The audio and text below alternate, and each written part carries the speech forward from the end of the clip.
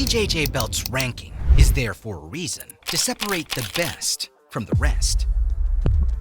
But some unique individuals from the lower BJJ ranks have shown no respect for the OGs above them.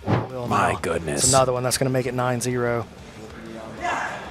Got him. These special breeds of lesser-ranked BJJ athletes have gone on to fight the brown and black belters. And not only have they been able to shut down any attacks from these high belters, they have almost like a chaotic and mad, and there's the takedown attempts. They have dominated and even submitted them. Oh.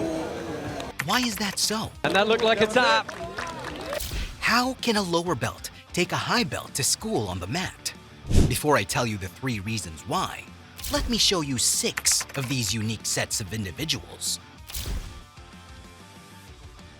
They say some things don't change, and you won't argue when I tell you that Wagner Roche's fighting genes are also in his 17-year-old son, Achilles, who faced a 36-year-old black belt, Andy Varela, and put on a show against him. The first submission threat began with Varela's mount control, but Achilles' defense stood its ground, although he gave his back during the escape. Then he was able to find an escape.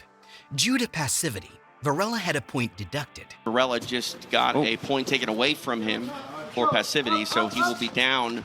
Seeing he was down a point, he pushed the pace and attempted a Darce choke in overtime, but Achilles was able to escape again. Yes. Nice job. Here. Beautiful Wow. job by Achilles. Just never stops moving.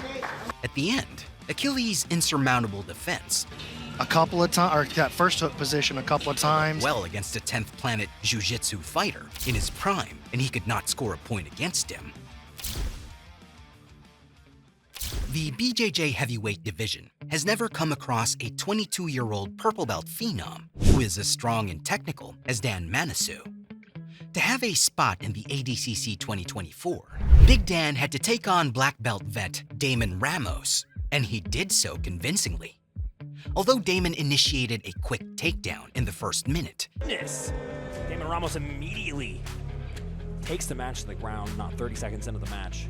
no point was scored with it, as point scoring started in the 4th minute. And this was when Big Dan started going to work. In less than 2 minutes, Purple Belt Dan scored 9 points on Damon by passing his guard several times before submitting him to the smother choke. Got him. Dan Monasoy. It's one thing to beat a black belt. It's another to do it at one of the biggest stages against a vet, 16-year-old blue belt Cole Abate. I'm a rap till an old man, me and hoes don't hold hands.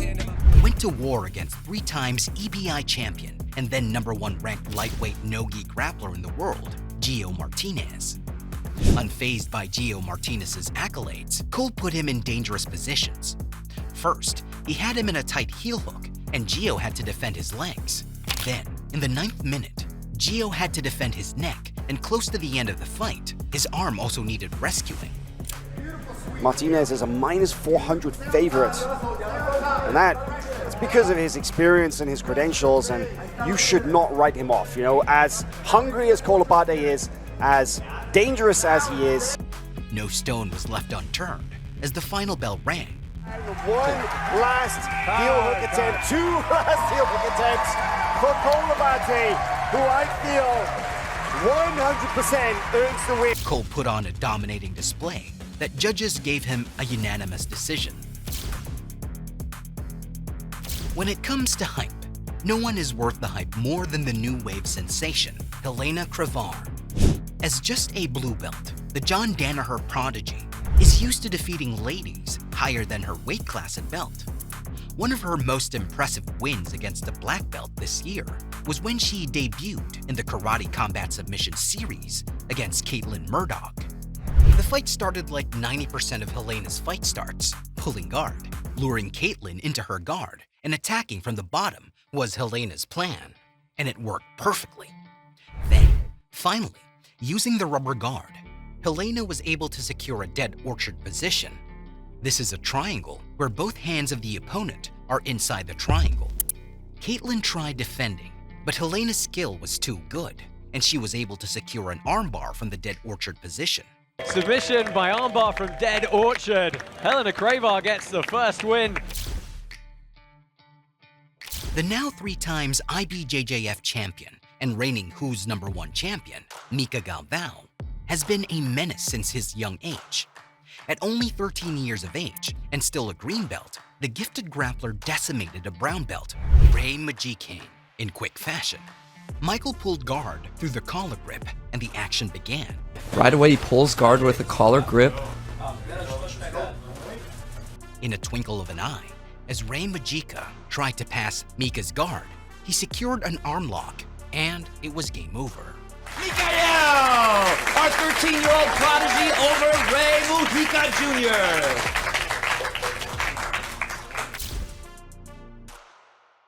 You could say there's not much of a gap between a purple and a brown belt, but when you look at the experience level of both athletes, you will be amazed by the skill level of the purple belt. With a little over 3.5 years, purple belt Joseph Chan took on brown belt Andrew Tackett, who had been training for 12 years. In an Enigma Invitational, both BJJ stars had a chance to win a $500 bet on who's the best. Both started by trying to pass each other's guard, followed by trying to leg lock each other. These exchanges continued until in one of Tackett's guard passes, Joseph took advantage of a lurking leg and submitted Tackett via knee bar.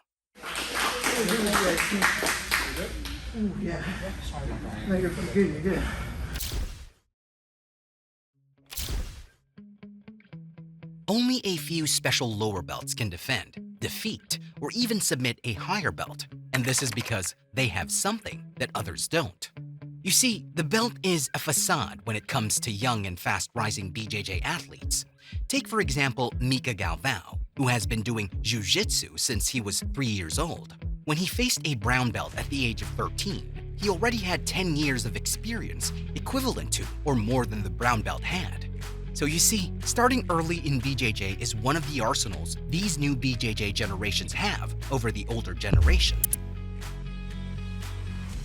Nowadays, instructionals, YouTube, and multiple BJJ academies have made the skill of BJJ very accessible. So even if you start BJJ late, you could still make up time lost by putting more time into watching instructionals and practicing the skill learned, just as Joseph Chan did. The truth is, size matters, and they play an advantage when you have the same skill set as your opponent. Dan Manisu and Helena Cravar are 2 of these young BJJ stars who have everything needed to become world champion: experience, skill, and physique advantage. The level of skill in BJJ has sporadically increased, and only consistent improvement by higher-ranked BJJ belts will be enough to hold their stance as the OGs in the sport.